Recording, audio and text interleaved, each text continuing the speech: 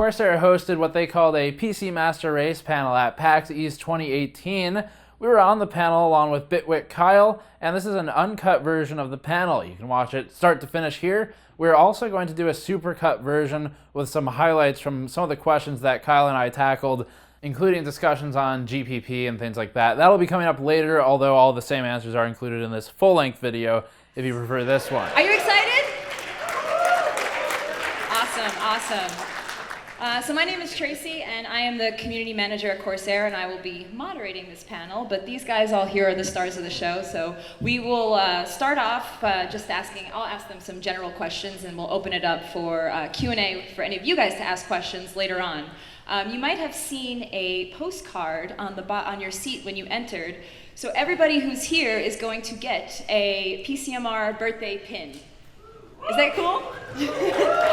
Now, I know those weren't the pins themselves, but if you just fill out the card, put your name, your email, everything, and come to the Corsair booth anytime for the rest of the weekend, they will give you a pin if you bring this card in. And if you will not be here for the rest of the weekend, find us after the panel, not here in the room, but we'll be right outside, and we'll give you a pin now if you won't be here for the rest of the weekend. But if you will be, come to the Corsair booth. It's that first booth right when you go down the escalators if you guys haven't seen it already. So I will go ahead and get started with everybody. So first, let's do some introductions. So we'll start down here with you, Kevin. Tell us your name, your handle, what you do, and tell us what your favorite thing about PC gaming is. So hi, everybody. My name's Kevin. Some of you might know me as Norumu. I currently am the Radeon community manager at AMD, and I handle a lot of our social channel stuff, and I'm also the lead community manager for our AMD Red Team, if anyone is a member of that, which you all should be. Previously, you might recognize my handle. I used to work at Kingston and HyperX and at Cooler Master years ago as well. And so I've been around shilling for everyone. But yeah, and my favorite thing about PC gaming is options. Like, just options. How's it going, everyone? I'm Kyle. I have a YouTube channel called Bitwit. It's a PC DIY tech-focused channel. We basically do, hardware reviews, a lot of testing. We do the occasional sketch comedy that has to do with tech. We like to keep things casual and lighthearted. We will occasionally vlog. That's very popular on YouTube right now. And like just Let's Plays and a bunch of other stuff. But my favorite thing about PC gaming is probably the social element, being able to interact with people and meet new people online from the comfort of your own home in your underwear. That's awesome. Hey, I'm Steve from Gamers Nexus. I'm the opposite of casual and don't believe in fun, basically. We do highly technical computer hardware reviews, and favorite thing about PC gaming is seeing how stuff works, graphics options and stuff like that. Okay, George. Yeah. Hi, I'm Glorious George. I make memes for a living. I don't know how that happened, but I'm really grateful for it. And I work for Corsair as well. Somehow they pay me to do that. And I haven't told them that's a bad idea yet. Hopefully they're not here. So, I really enjoy doing it. And I think the part I love most about PC gaming is it's a commitment. You buy a PC game and you own it for life. And that means a lot to me. And the audience and the people who are into PC gaming, it's a long-term commitment. You don't unlearn how to build a PC, so. Hello everyone, my name is Pedro. I come from Portugal, so please excuse my accent. I'm the founder of PC Master Race. I founded PC Master Race 7 years ago. It's a wonderful community. I hope many of you are part of it. If you're not, maybe you will consider becoming part of it. I hope we can make you be part of it. Well, on what concerns PC gaming, I think the tweaking is the best part. The fact that you can make a PC in your own image, regardless of your tastes. You can try to go for beauty over power, the power over beauty, and you can really make it your own. I think that's very special about PC gaming, and you can find it anywhere else.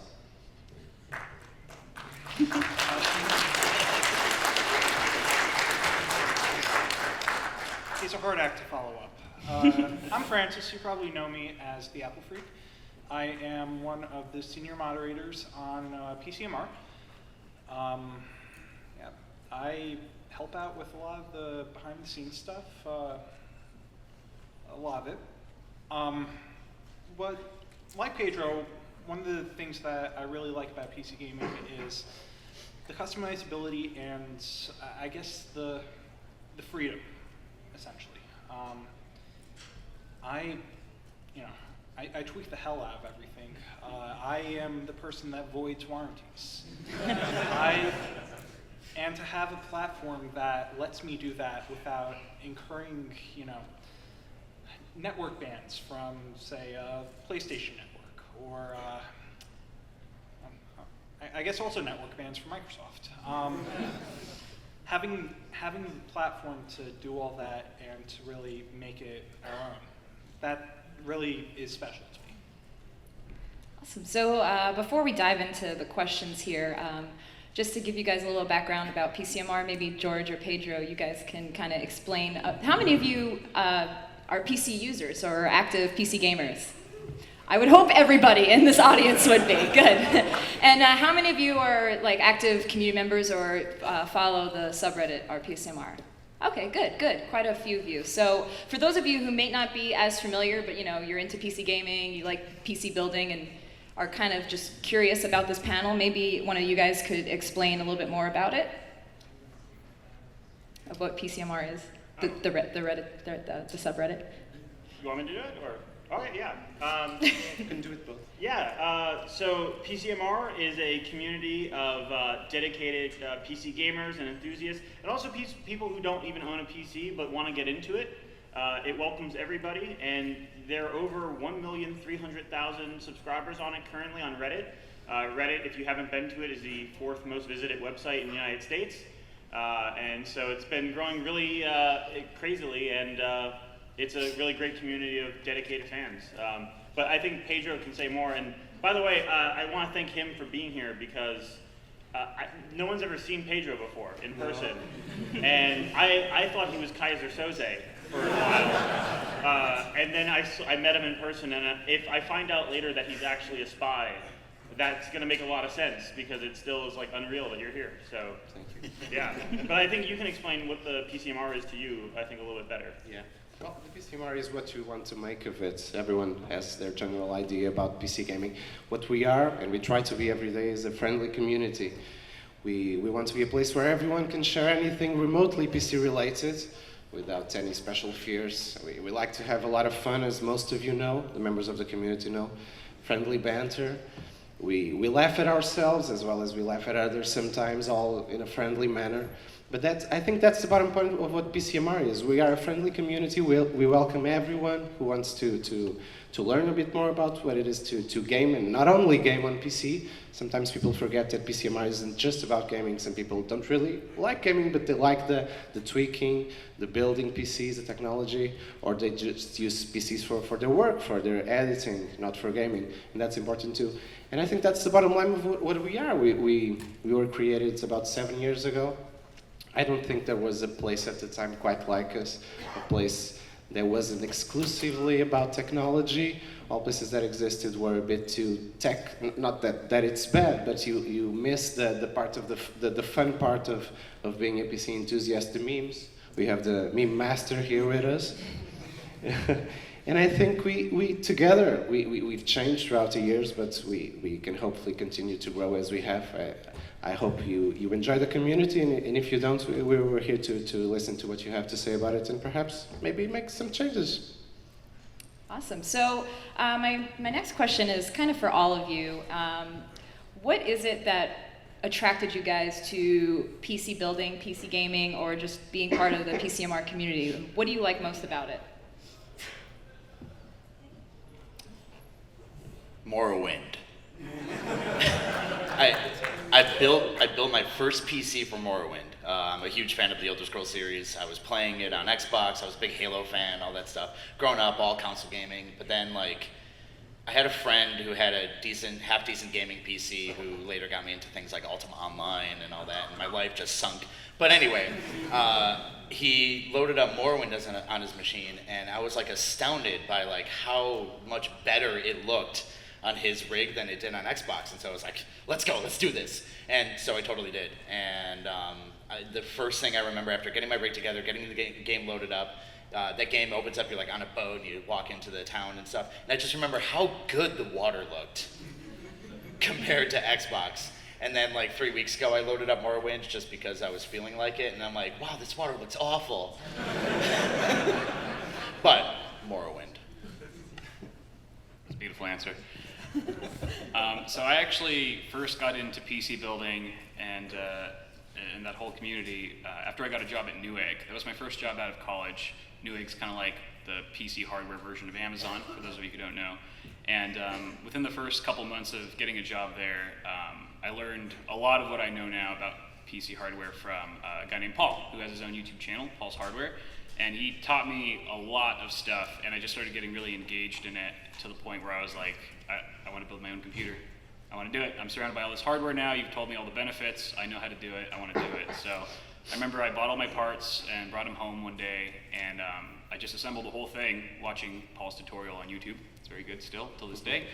And I just remember the feeling of booting it for the first time, watching all the fans spin up and the lights turn on. It's pretty cliche, but it was like lighting up the Christmas tree on Christmas morning or whatever. There was something magical about it, and then I was like, wait, now I get to game on it. This is even better. Like it just kept going, and then I've kind of been hooked on it ever since. Hence the YouTube channel. So yeah. Did it work on first boot? Yes.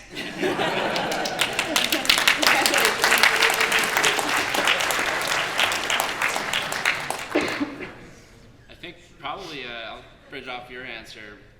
Jedi Academy was what really got me into it. I played a lot of Caesar 3 and stuff like that, all the city builders, but when I started playing Jedi Knight, Jedi Academy, I think that's when I discovered modding. So texture packs and skins for characters, which is also, I think, where I learned what a zip file was and how to use it to mod the game. So that was probably the major stepping stone. And then Morrowind, I don't remember if Morrowind came out before or after, but played that as well. I had a different experience from you. I love Morrowind. However, when I started the game, you talk about the boat on water and all of that.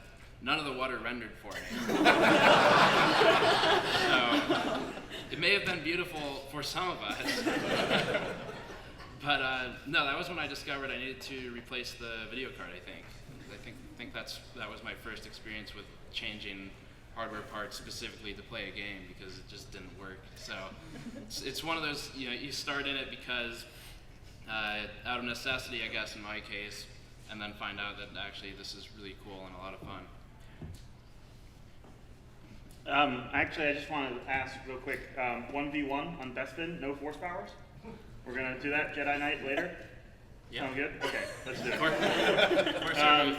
Yeah, Jedi Knight, that came a little bit later for me. I started with StarCraft, which that's also Tracy's answer, I bet. And StarCraft got me hooked. I was in my bedroom for a long time playing that, and then I think that that brought me into it. And then Half-Life came out, Half-Life 2, and that was like, well, I guess this is where I live now. So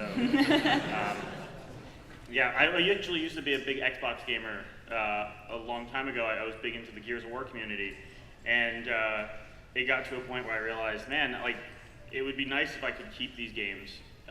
Every time there's a new console generation, I had to sell everything. And after doing that once, I was just like, no, I'm not doing this again. So then I dedicated myself to PC, and here we are. I gotta hear your answer, Pedro. Go. I gotta hear it. My answer isn't as glamorous, I don't think. I started with PC gaming in the late 80s. I was maybe 4 or 5 years old. It was on a system that I don't think it was very popular in America. It's called the ZX Spectrum. Not sure if many of you have heard about this system. What brought me into it was the fact that you can actually code your own games. You bought magazines, and you code the games in I think Sinclair Basic, like a variation of the basic coding language, and you could create small games.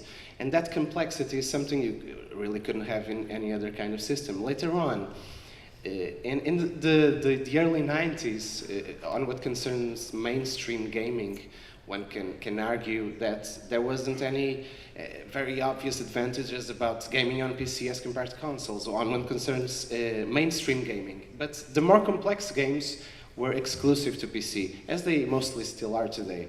Games like Civilization, the first Civilization, Civilization 2, Ultima, like a game that wasn't popular here, it's Championship Manager, games about managing football teams, you call it soccer, that brought me into this, and you really can't do that in any other system. It's just too complex, it's impossible, almost impossible to control without a proper keyboard, a proper mouse, and it brought me into PC gaming. My answer is a little less, well, I'm not sure if it's glamorous or anything, but I started out with PC gaming like, what I do nowadays, by fixing the damn things. I work in IT, and I have a very long history with doing so. I remember probably when I was maybe 5 or 6 years old, my parents, they had an old IBM PC. I don't remember any of the details about it, but they tell me that at one point they couldn't get to turn on, and I was able to somehow figure it out. But it was just sort of like that hands-on feeling that, wow, I can actually change this. I can make all of it run. Well, that's more how I got into PC generally, but what really got me into PC gaming, per se, was Halo. I had always, for a number of years, I went to summer camp, and they had a Mac lab, hence my name, the Apple Freak. They had a Mac lab, and when we would finish doing our work, we would all load up the demo version of Halo Combat Evolved, and we would have glorious LAN parties. And it was just that communal feeling of being able to physically punch the person who killed you with that total bullshit sniper. It really ignited a love for PC gaming for me. And that really lived all throughout. The games came and went. I played SimCity a whole lot, competitively actually, if you can imagine competitive SimCity. There's a competitive SimCity? Yeah, that's competitive a thing? SimCity. How do you just compete in building as fast as you can? Well, it was run by a group called Future Cities. I don't remember all the details, but essentially they wanted, at the time, they want kids to begin getting into architecture, engineering, city planning. And SimCity was kind of one of the best avenues for it. So That's pretty cool. I'm getting away from myself. Sorry, I was just curious. Yeah, no, I've never heard that I before. could ramble about this for ages. But, it was really a lot of simulation, a lot of building. I got my hands on it. I crafted it. It became mine. And then, Steam for Mac came out, 2010, I think. TF2 came with it. I started playing that, and well, here I am. I became addicted to it, and I can't leave. Please help. So my next question, any of you guys can answer, you don't all have to, but I'm curious how you guys see with our current culture in gaming. Do you think that gaming culture has shifted more towards PC gaming, or do you still think there's a really solid console gamer community, or do you think maybe PC gaming is a lot more relevant now than it was? What do you guys think? I mean, certainly, we have a panel. So. Yeah. This is good. Well, let me start. Well, I think many of you will remember how it was a few years ago, the dark times of PC gaming, when gaming on PC was considered, not truly so, but considered to be very hard to set up. Only very complex games are on PC. Of course, that's a lie, but that's what people thought it was. I don't think we took too much attention. People didn't notice as much, and I think that has changed tremendously in the last, I say, 4 or 5 years. I disagree, though. Yeah. You did have Crysis. I mean, everyone knows that you can't build a PC that can run Crysis even today. It's simply impossible. And there was a lot of debate at the time over whether or not it was possible. You had scientists at CERN, and they were studying it. They were trying to figure out how can we run this at 1280 by 1024 on ultra settings, but the results were inconclusive. Dark times indeed. They were dark times. I don't think any PC can run Crysis right now at Ultra. No, that's impossible. Not without graphics cards. Oh yeah. But what I think is now we are here, and we're here to stay, I think. And I think everyone is taking notice of PC as a platform. And I think that's only good. If companies, if personalities cater to us, we'll probably all have a better experience. So that's a win. I think that's great. I think as far as PC gaming currently versus consoles, first of all, I guess there's nothing wrong with playing on consoles. It's totally valid. I don't know that PC gaming's been smaller than consoles in terms of market share for a number of years. I think last I checked, 2013, PC surpassed the three major consoles combined in software revenue for game sales. So in terms of the PC community, it's been ahead of consoles for a while. I don't think there's anything wrong with playing on consoles or anything like that. But I guess as far as dark times, the current memory and graphics card market probably is not too great for growth of PC gaming. We can kind of see that on the tech reviewer, or in your case, influencer side, where I don't know if you see this, but for you track affiliate sales, right, through Amazon or whatever else. Yeah. And I've definitely seen a downtrend in graphics card and memory purchases and things like that, and a downtrend in memory capacity too. Most of our users bought 16 gigabytes 2 years ago, and now they're on 8. Yep. So PC gaming's in good health, but also the current market's not good for it. Yeah, and I think that's definitely true. The state of PC gaming is a little rough right now. All the crazy mining stuff and shortages with video memory and whatnot. But I think it's temporary. I think eventually things will get better for us. And it's interesting that you bring up like the software sales combined for all the consoles didn't even outweigh for PC. And then you kind of wonder, like, well, then why do I keep seeing like Xbox and PlayStation 4 ads everywhere, and like where's all the PC stuff? I think it's because like those are like finished goods. Like with a PC, you're literally combining 8 or 9 or 10 components together, and it's kind of harder to sell a single part of something bigger to a mainstream audience, because they're like, what's a motherboard do? There's no unified marketing force. Yeah, exactly. All the component vendors are trying to kill each other. So. Right. Yeah. It's a bloodbath. But I think in the grand scheme of things, I feel like people are drawn to gaming now more than ever because of like I mentioned earlier, like social interaction, and I feel like that's taking place at a much faster rate and a much more effective rate on the PC platform, because the advent of social media and online gaming, and just the ability to do more on the PC platform. You can stream, obviously you can stream very much more effectively on PC and have multiple monitors. Like you were saying, options, right? You have options, and I think people are slowly catching on to that. So I think even though we're in a rough patch right now, we're still overall growing. Yeah. So unlike maybe some other communities, some would say that PC gaming or just PCMR is almost like a lifestyle more than anything else. It's not just it's not just a fandom; it's our life. How would you guys say that PC gaming has defined your lifestyle, or PCMR? It's a deep question. I live in a computer, and I drive a computer. I wear computer parts. Yeah, I work at AMD. For most of us up here, it would definitely be more than just a hobby. It's our job. Yeah. And I mentioned earlier, I used to work at Kingston and Cooler Master. Like, that's been my professional life. So yeah, I also live on and drive and move around computers for a living.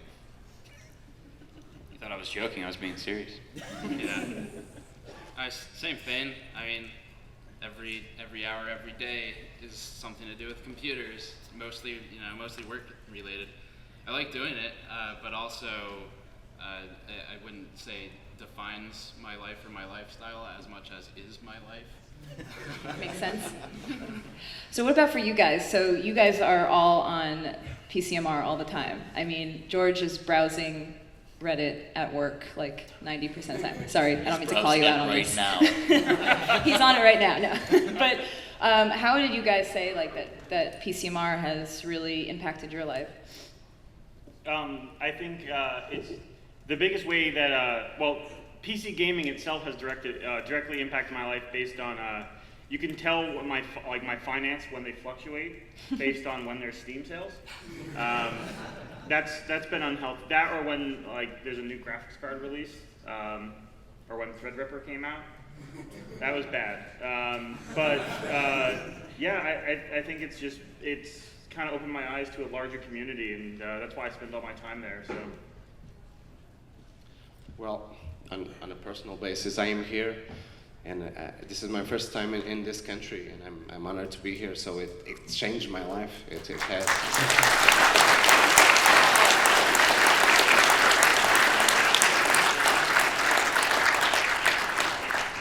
Thank you.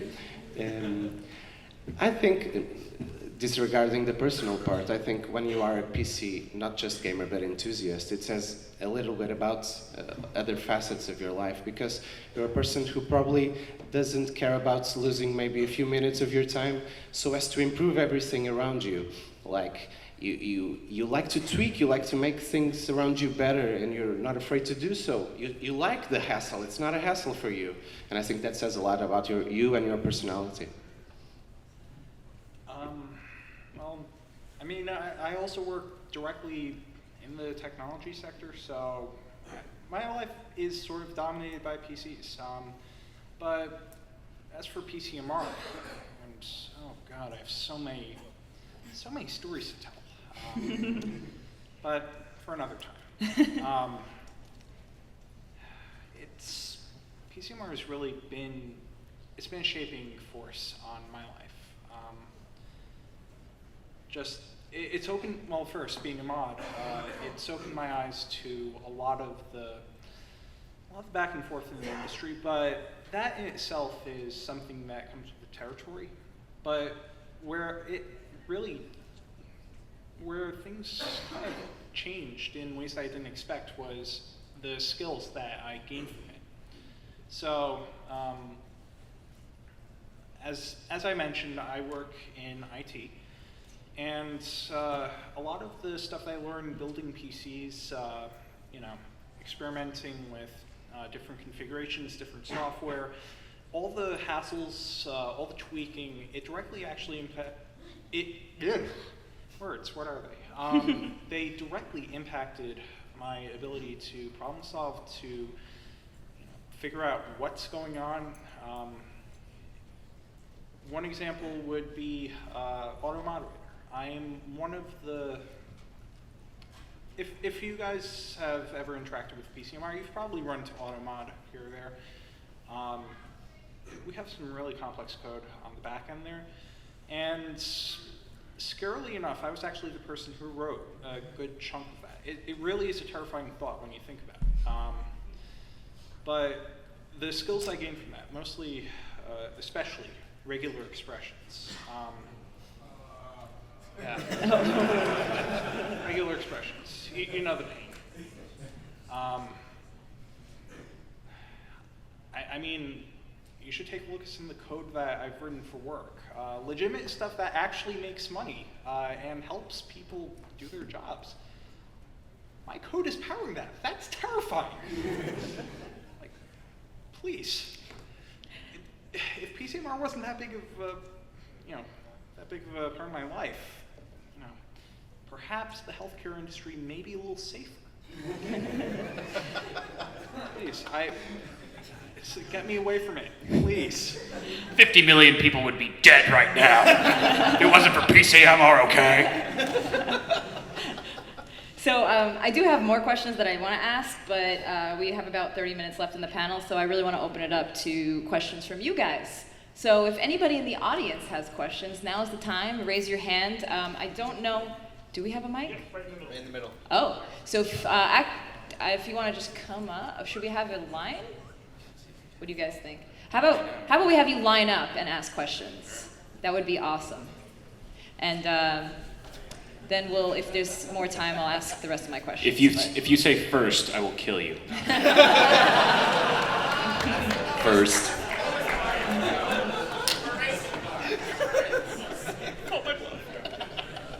Okay, so very partial two-part question. What is your favorite hardware and what's your favorite software modification for a game or whatever?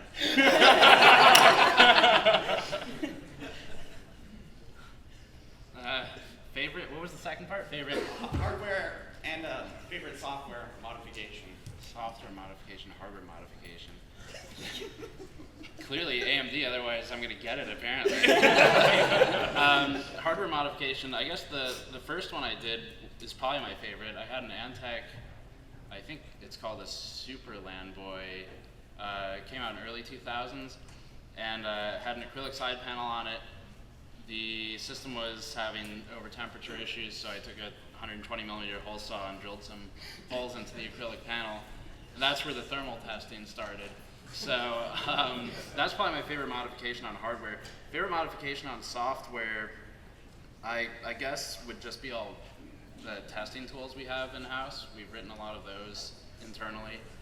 So that's just all Python and batch files and stuff like that. It's really cool to see it all work and do automated testing.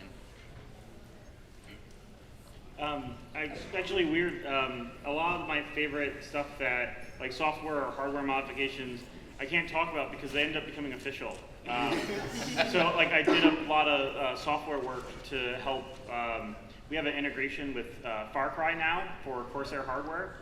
So if you have our latest software, it'll all the lighting on your PC will change to match the game. And I did a lot of work on that, and now it's a real thing. So I don't even know if I get to call it a mod because it's yeah. So. It's a product now. Yeah. Yeah. Okay. I had this case that I rebuilt my PC for when I moved off to college that I can't remember, it was like a Thermaltake armor or a Cooler Master half case, one of those two, because that was the cool full towers at the time. And it had this blue LED that was in the front that was like 6 million lumens or something.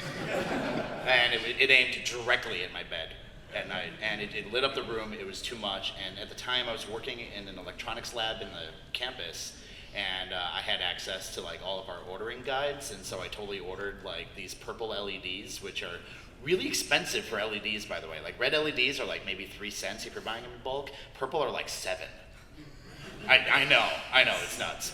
And so I bought this like purple LED because purple doesn't really translate well for LEDs, and it's great because it replaced that. That was my favorite hardware mod of all time. Software, for my first iPhone, for like iPhone 3 or something like that, I don't know.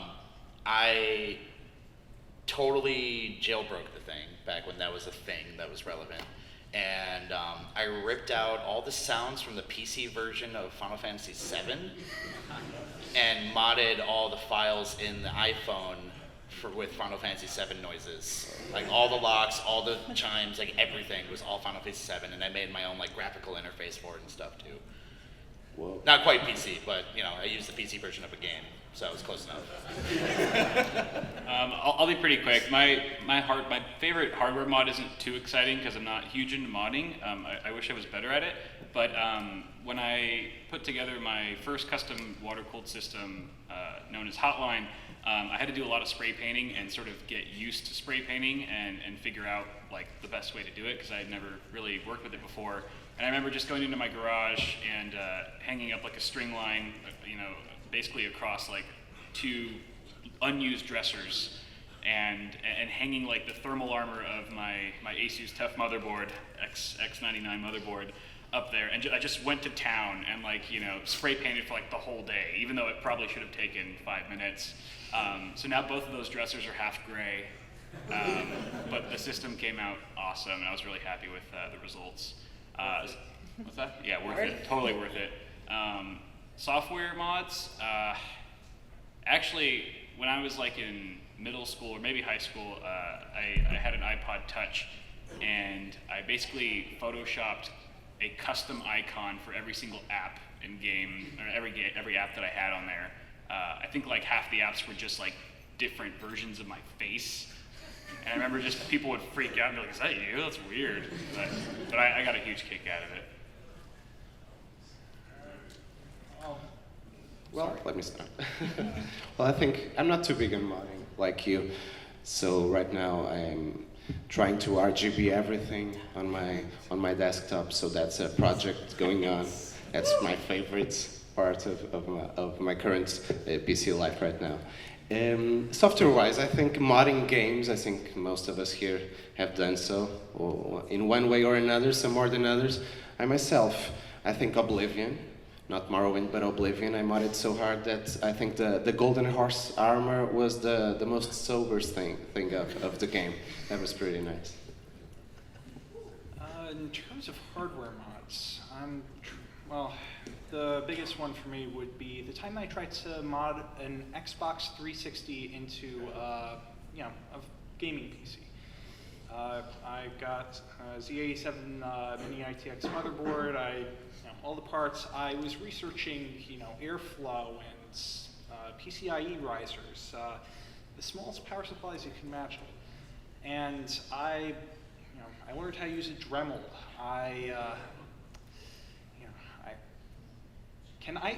I'm just going to briefly interject and say that I hate, with a burning passion, the latches that Microsoft uses on the Xbox 360. They can go die in a fire. Anyways, the project was a total failure, but the PC lives on in a proper case this time. Software mods, most of it would be work-related. And mostly would be just digging really deep into Windows and tweaking it to actually do what I want it to do. Because with Windows 10, that's hard. That's really hard. Microsoft, make it better. Thank you for your question. For the sake of time, just for all you guys asking questions, you just say who the question is directed towards, or if it's for everybody, you could say everybody, but if nobody wants to answer, you don't have to, but yeah. How's it going, guys? My question's for the three on the right over here. Do you think that with the release of Ryzen in the past year and the level of IPCs and clock speed it's at, are we going to see improvements in the coming year with the release of Ryzen 2? And do you think that AMD throwing their hat in the ring again is going to increase some competition in the CPU market and maybe wake Intel up a little bit and replace their toothpaste Tim? I have a Ryzen 1700X. Oh, Kyle, you're probably under embargo. I might be. You work at AMD. I do neither of those things. The answer is yes, there is an improvement, and check back on April 19th when our review goes live. Oh. Thanks, guys. Yep. Thank you. This question is for the guys on the left. For your graphics card, AMD or NVIDIA? Sorry, can you repeat that? No,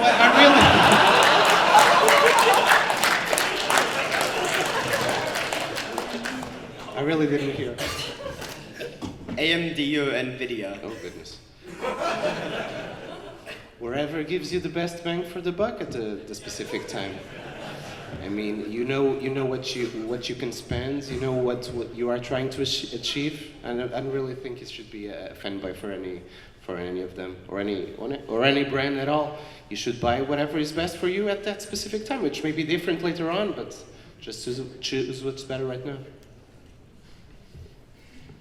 Basically what Pedro said, practically speaking, I've mostly been NVIDIA, but with my next rebuild, I'm planning on going Red 3. AMD CPU and the current GPUs I'm using.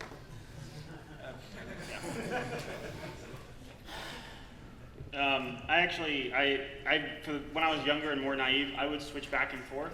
It would be based on whatever the last unit I had that failed. So at some point, the graphics card doesn't work anymore, or it's not as good. And then I would say, no, I'm not doing that again. I'm going to go to the other side. And I went back and forth for years. Currently, I'm on NVIDIA, but I'm probably going to be switching to AMD as soon as Kevin over there gives me a discount.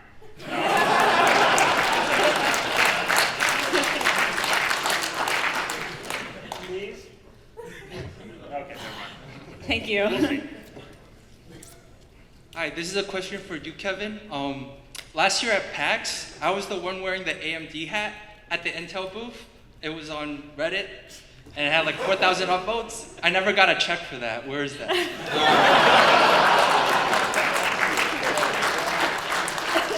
I'll connect you with our finance team. They're much nicer than I am. On a more serious question though, this is for all of you. Like, what's your stance on like brand loyalty? Like, basically, like, I personally hate like how people put like AMD versus NVIDIA or AMD versus Intel.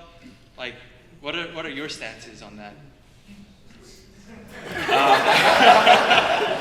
So many questions you can't answer, specifically you.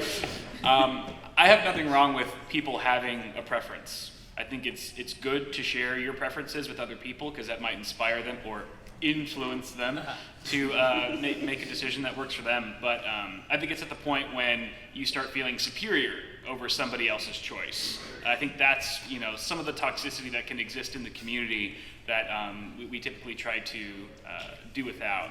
So yeah, tell people that you're proud of your hardware and be computer hardware. And don't knock them for using their choice of hardware just because it works for them. So. Yeah, I think Pedro feels the same way, and you can say if you don't. But yeah, you definitely don't. You don't ever want to knock somebody for what they don't have, or for what they do have even. As far as me, I work really hard to inspire brand loyalty, and I think it's an opinion of everyone at Corsair that loyalty is earned. So we want people to be loyal, but if we don't earn it, what good is that? So we work really hard at that. That's true. You should be loyal to the people who treat you well. If you're happy, why not stay? But I think that any specific time, you have to study the market and see what's the best choice for you, because it can change like every other week. We've seen lately, unfortunately, with the GPU prices, and we know that although you might have a preference, you brought it up. And many people do have a preference. Sometimes the grass may be greener on the other side, but if you're happy and you're content and if you are treated well, why not stay? Thank you. Yeah. Wait. So you guys mentioned before that PC has a hard time advertising versus consoles because PCs are a lot of different parts while consoles are like a finished product. What do you think about firms like Microsoft releasing prepared gaming rigs in the future? This is just directed to anybody. Wouldn't that be just the same as a pre-built, like a pre-built machine, or? I wasn't aware we would have had those. Well, yeah. So you can get for instance, Corsair makes something called the Corsair One, and it's a entire machine that comes ready to play games. You just install what games you want on it. So, but those are called pre-builts, and the PC community there's a little bit of a split. There's some people who they really don't like pre-builds, and I think it's because they really, really love building their PCs, and they think doing anything else would be not as good or maybe more expensive. And then there's people who like pre-builds because it's easier. So yeah, that exists. I think really the point that was made was that there's no such thing as an ad for PC gaming by itself, which when he said that, who said that again? Kyle, I think. Yeah, when Kyle said that, I immediately wrote down, I was like, we should start making ads just for PC gaming. And just trying to start thinking what that would look like and how we could get that on the internet.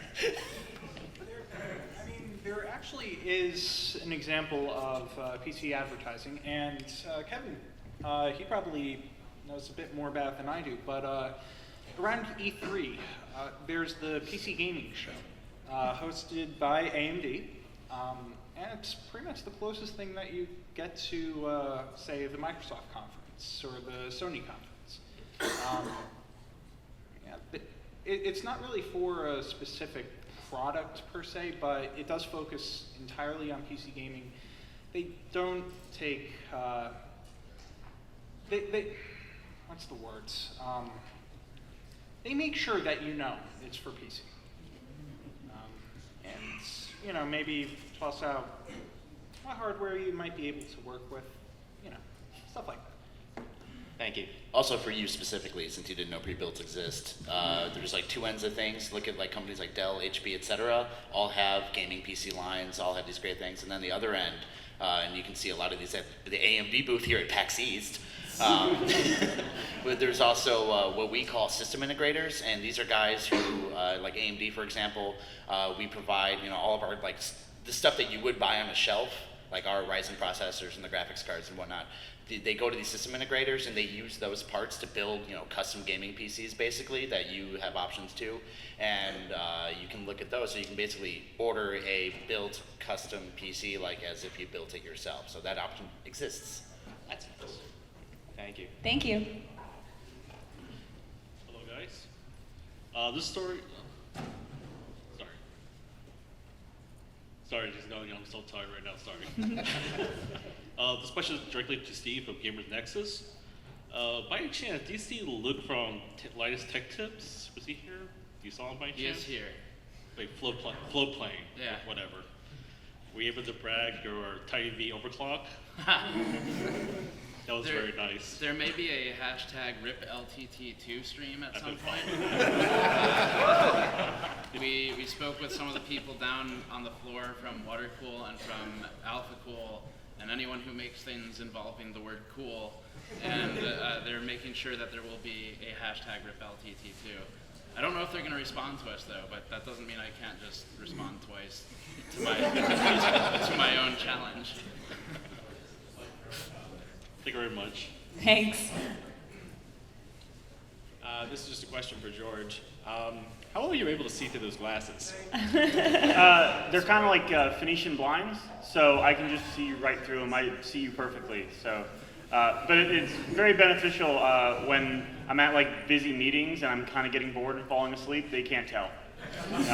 So yeah. Thank you. Actually, and these are made by Mesatech, who is actually a Redditor. So yeah. Hey everyone, my question is for Kyle. So like, what is like your what video like review build video or review video have you had the most fun working on, and why? That's a tough one. We do a lot of fun videos from time to time. Well, just because she's telling me not to, I have to say it now. I taught my wife how to build a computer while I was drunk one time.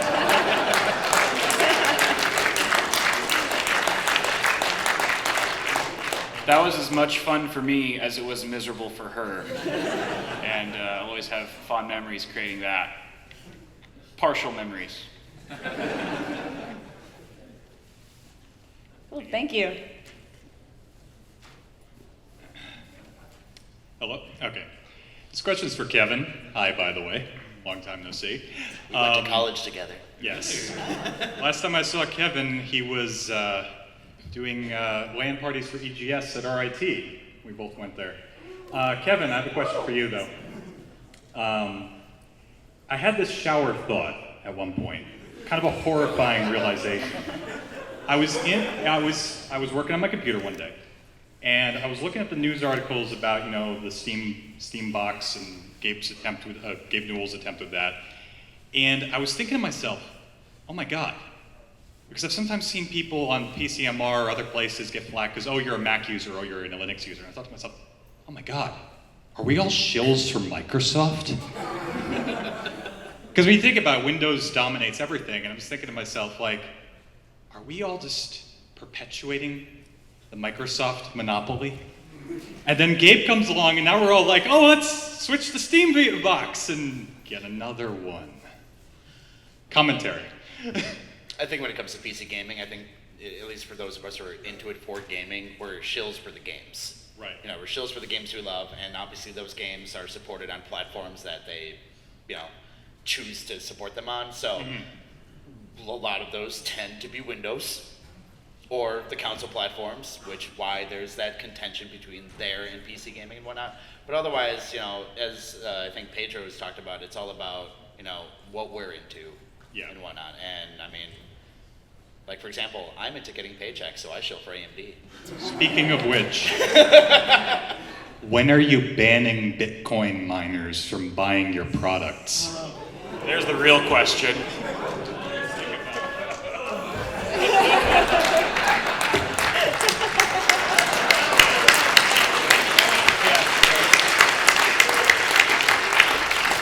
We all knew that question was coming at some point, so. So, why is Alienware so disliked in the PC community? Just because it's overpriced? Is there like more to it than just overpriced? Why is Alienware disliked? Having worked at Dell, which now owns Alienware, Alienware just, I think earlier on, before they had a lot of competition from like CyberPower, iWiPower, Origin, all the other SIs, they were kind of out there on their own for gaming. And so they were able to charge a premium, and they didn't have a lot of competition, and that's how capitalism works. I think that that reputation has followed them, and it's sort of the assumption that Alienware overcharges at this point. And sadly, I think that reputation also has spilled over to other SIs. We're talking about pre-builds earlier. Some of the pre-builds, if you don't want to build your own system, they're really only like $100 or $200 more than if you part it out yourself, which is not bad to hire someone to build a computer for you. Alienware remains very expensive, but they attach that price to their brand ID, and that's how they value their brand, and they want to be perceived as the best, and oftentimes consumers perceive the most expensive as the best. Yeah, because I like Alienware, and I told my friends, and they were like bashing on me for that. That's because they had like CyberPower and other. Completely valid to own any of them. They're all, I mean, at the end of the day, it's all parts made by either this guy or his competitors. So, how much hand do they really have in it? Thank you. Can I get those in prescription? When I start to lose my vision, I'll let you know. Okay.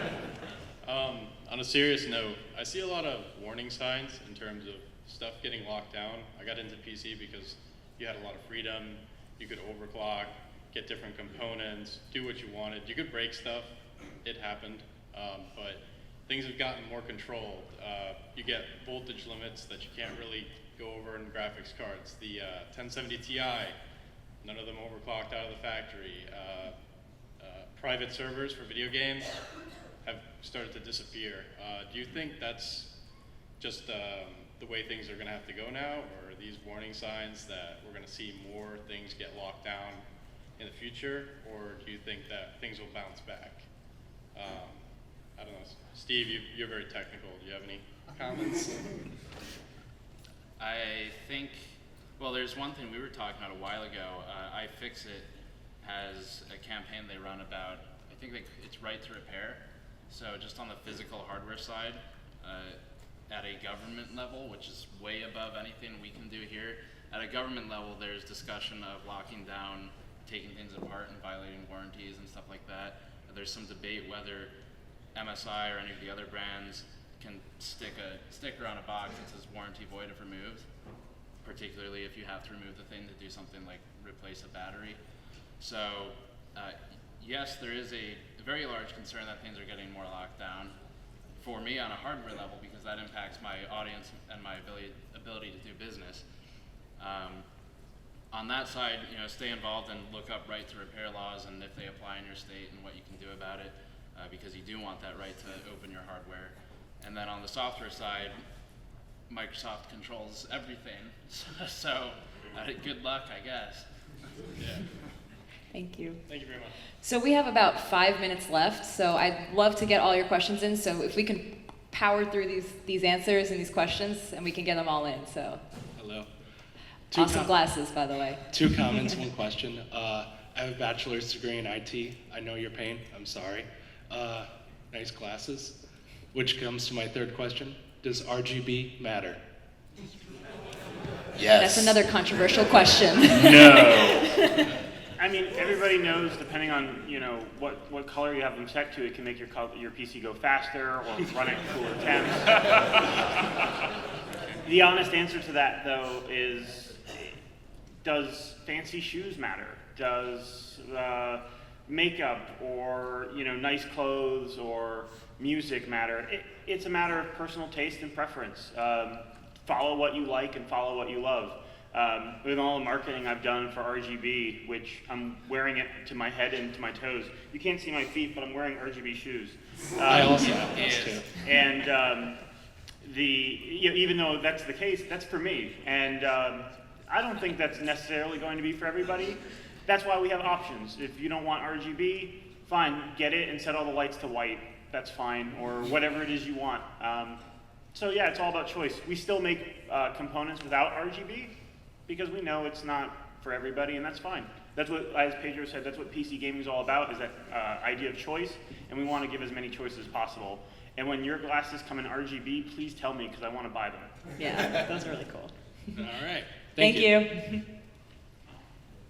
Quick question for Steve. Do you get a lot of pressure from people who give hardware to you to do positive reviews, and what's sort of the blowback that you get if you give a really nasty review of something? Referencing the recent Cooler Master video where just sort of the case disintegrates and has terrible airflow. What was sort of the reaction to that? Well, we bought the H500P mesh, so I think that answers that part of the question. That was not sent to me. Okay. Are you sort of off their list now? Yeah. I mean, it's fine. In effort of keeping it short, I just answered a really similar question in our Ask GN. Not to self-promote, but there's like a 10-minute answer there. Okay. And the short of it is, I don't know if it's pressure to give a positive review, but there's wink, wink, nudge, nudge. You know what's going to happen if you give an excessively negative review. And as long as I see it as fair, I don't really care. I mean, I bought a Titan V. I can buy a computer case. Thank you. Last question. All right. What's your guys' opinion, this is for everybody, on the GeForce Participation Program and how they're kind of turning the screws on the industry in terms of their gaming brands? And when is AMD going to come out with a... Poor Kevin. Don't get too low down there. When's AMD going to come out with a graphics card that can top like a Volta or even a 1080 Ti or like